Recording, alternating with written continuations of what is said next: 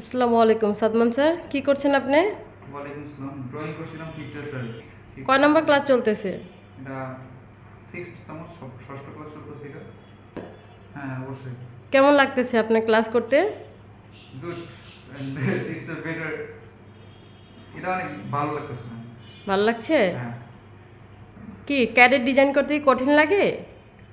প্রথমে তো কঠিন ছিল ফার্স্ট টাইমে, পরে নেক্সট টাইম যখন ক্লাস আস্তে আস্তে শিখতে শুরু করি তারপর হচ্ছে আস্তে আস্তে ইজি হয়ে গেছে অনেক বেশি। এখন তেমন কিছু মনে কি ক্যাড সলিউশন আইটি কি আপনাদের ভালো সাপোর্ট দিচ্ছে? আপনার যে ইনস্ট্রাক্টর ক্লাস দিচ্ছে তার ক্লাস কেমন লাগে আপনার? হ্যাঁ, অনেক ভালো ক্লাস, অনেক ভালো সাপোর্ট পাচ্ছি অ্যান্ড আমার মনে হচ্ছে যে এটা বেস্ট একটা অপরচুনিটি হবে এটার জন্য, মানে স্টুডেন্ট স্কিল ডেভেলপের জন্য এটা বেস্ট ওয়ে।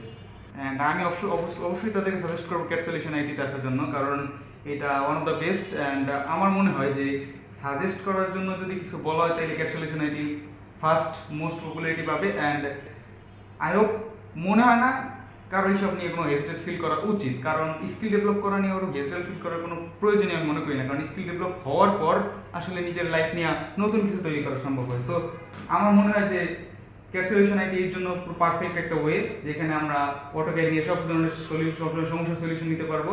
অ্যান্ড এই স্কিল ডেভেলপ করার জন্য ক্যাট সলিউশন বেস্ট, এটা অফকোর্স। অ্যান্ড আমি সবাইকে সাজেস্ট করবো এই জায়গায় আসুক। অ্যান্ড এইখানে আমরা যদি স্কিল ডেভেলপ করার জন্য ওই খুঁজি, এখানে টিচার্স অ্যান্ড যারা আছে তারা খুব বেটার শেখায়, অনেক ভালো শেখায়। অ্যান্ড আমার মনে হচ্ছে যে এইটার জন্য ক্যাট সলিউশন আইটির জন্য যেসব ওয়েগুলো নেওয়া হচ্ছে এগুলো সবার বেস্ট, এগুলো অন্য জায়গায় নাও নেওয়া হইতে পারে।